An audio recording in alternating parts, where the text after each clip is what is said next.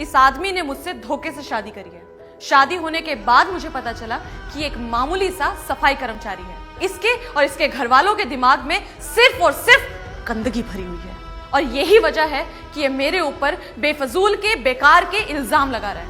और जज साहब, मैंने फैसला कर लिया है कि अब इसके आगे मैं इस आदमी के साथ नहीं रहना चाहती हूँ।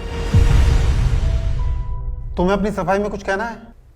एक सफाई कर्मचारी जिसने समाज की गंदगी साफ करी, आज उससे कहा जा रहा है कि अपनी सफाई में कुछ कहना है।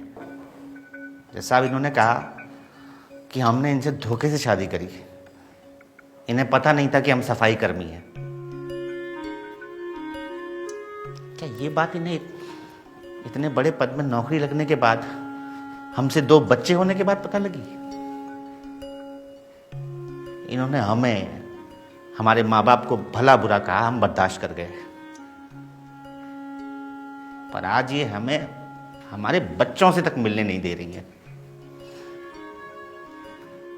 हम मानते हैं कि आदमी भी गलत होते हैं, बहुत आदमी गलत होते हैं। क्या हमेशा गलत होते हैं? हम ये भी मानते हैं कि औरत को ही आदमी की तरह जीने का अधिकार है, आजादी का अधिकार है। पर शादी के इतने साल बाद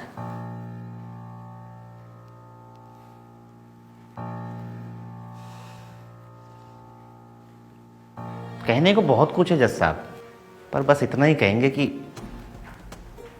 हमने एक सपना देखा था, समाज से एक और गंदगी साफ करने का। और वो सपना ये था कि अक्सर लड़की की शादी के बाद ससुराल में उसको बेटी नहीं बहू समझा जाता है।